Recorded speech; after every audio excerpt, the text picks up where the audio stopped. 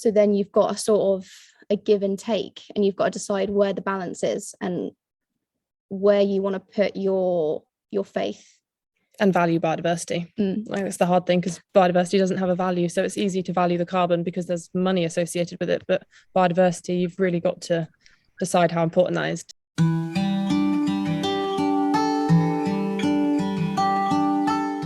So I'm Ellie, and this is Albany. We're both research assistants at Bournemouth University.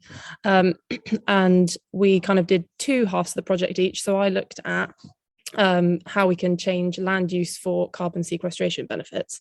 And what did you do? I looked at the implications of that for the biodiversity.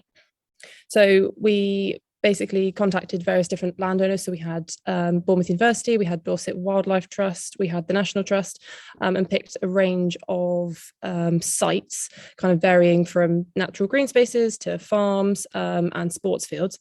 And we assessed the relative carbon sequestration that it is currently, so based on the habitat and kind of what the area is like. This gave us kind of an average sequestration for each site. And then we looked at measures that we could do to change management to improve sequestration and to improve biodiversity. So that kind of ranged from improving qualities of degraded habitats, or in the case of the farm, completely turning it from the arable land into a new grassland or a forest or a meadow. So that kind of increased the rates. In the 5 sites that we looked at, all the rates went up. So we had 3 that went from emitting to sequestering, and then we had 2 that went from sequestering already, but they were well-established habitats, and they've then sequestered more in the future. We looked at a 10-year window. So over time, I imagine it'll be even better than that. Do you want to talk about the biodiversity bit? Yeah, sure. So obviously the changes that we're making were completely theoretical, and there are lots of highly disputed ways of quantifying and sort of monetizing biodiversity value. And we decided to use the DEFRA Biodiversity Net Gain 3.1 tool, which is marketed for development companies. So they know that when they're building up a new housing estate, they need to know what the biodiversity implications are and where they need to offset it. So we decided to tweak this and use it for our application, just for general management changes without grey infrastructure going on top of that. That gave us quite a few interesting insights. The main one being that if the site wasn't large enough, it wasn't worth doing necessarily. There is a cost to biodiversity intrinsic within the changing of a habitat. So regardless of what you've got at first, if you're ripping that up completely and putting something new down, there will be a loss to biodiversity that is already there. And that is one of the more interesting things that we found out that needed to be taken into consideration before management was even in discussion. We found that plantations were a great source. So if you've got a plantation that is no longer in use of a non-native pine species, levelling that, massive cost to biodiversity. But when you put a nice mixed broadleaf woodland in there, after several years, what you get is a really nice return. But you have to put that time in and that management to nurture it into being established and good quality. And I can go to that next bit. Yeah. The basis of the study was BU wanted to see if you could use nature-based solutions and like conservation practices and do these changes so that they could offset their carbon cheaper than if they paid someone else to do it. So if they're paying a big company to plant a woodland and it costs them £20 a tonne, can they do it on their own land for cheaper? So they're using their land better, they're being more responsible, but they're also saving themselves some money. And they're not necessarily then investing in carbon offsetting, which can be degrading to biodiversity. All offsetting has its costs, but just planting a non-native forest just for the sake of offsetting can be more damaging. So they want to move away from that. So yeah, that's kind of in a nutshell what we did. And if anyone wants to read the paper, we have it. It's got a lot more detail, but I don't want to bombard you with all the boring facts. So I think I'll leave it there. That's absolutely brilliant. Thank you both. Now, I think the key thing for me, which came out from reading it, was well, interestingly, and one of the things we've looked at and other people have mentioned in the past, is how can you use sort of apparently abandoned land areas to their best advantage. So those little bits that sit between, you know, a dual carriageway and a new road, or something that's just an awkward shape of land in an urban area, or just in the countryside where it's been actually nothing's happened to it. So that would be quite interesting to understand that point you made about there's the scale of it being at a certain level is sort of not worth doing. And then the other thing that struck me really was, I didn't think it was some of the costs were that high.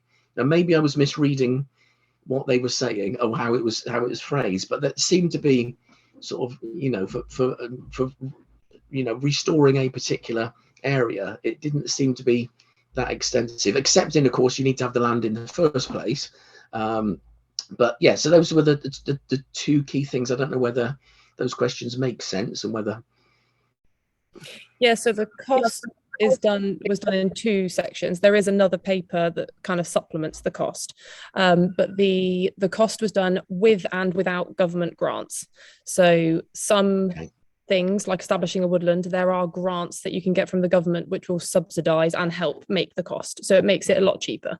Obviously, you've got to have the land first, and there's caveats. So some of the caveats to some of the grants are the land has to be agricultural. So you couldn't do it for a sports field. It has to be agricultural to start with. So each grant's got its own caveat. And so where there are grants, we've applied them to the cost. So the ones that come across as kind of weirdly low, like the sand dune restoration, that's because there is a grant in place that would cover the cost of that change. And in the other study, there is a cost without grants, which is significantly higher. But when you compare it to kind of offsetting prices that like a university would pay to offset, it's not too far away from it, considering you're also getting the biodiversity gains.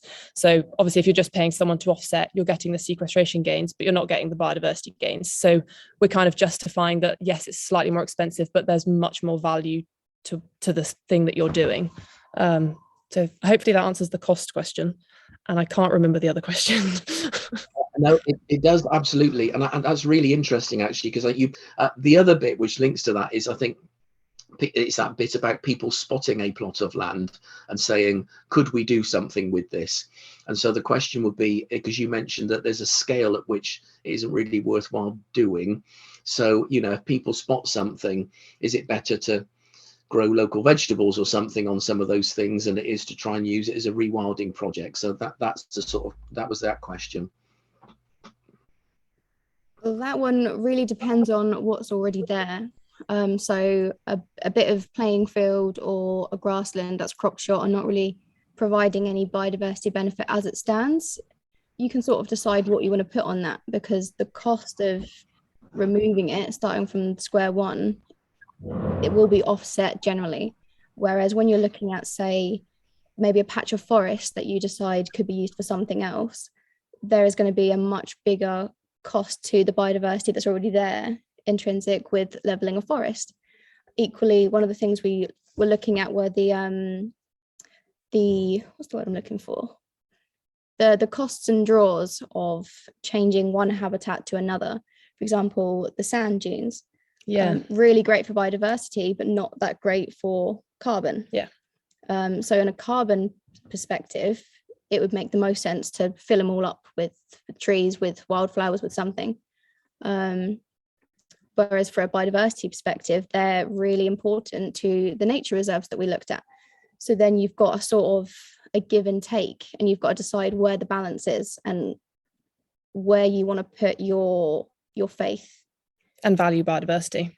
Like, that's the hard thing, because biodiversity doesn't have a value. So it's easy to value the carbon because there's money associated with it. But biodiversity, you've really got to decide how important that is to the place that you're looking at. So Chapel Gate, for example, that little corner you were talking about, it was just a storage plot. So they had a very nice football field, and then there was this little end bit that it was a dumping ground for stuff. And it's a transition to a very big woodland.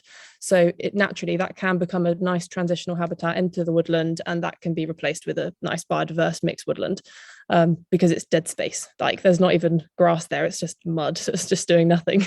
But yeah, if you've got an established sand dune, you're not going to rip that up to plant some trees, because that's counterintuitive. So it's trying to work out the value of the land already, and speaking to people who know the area, say the National Trust, and understanding the value of each of their habitats. BCP Council are actually very amenable to this kind of stuff.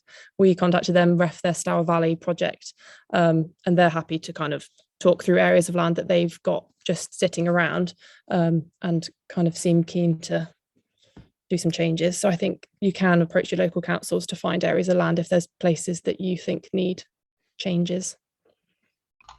Fantastic, thank you. And that, I think that last point is quite a useful one, because we're trying to encourage people to make changes from the ground up.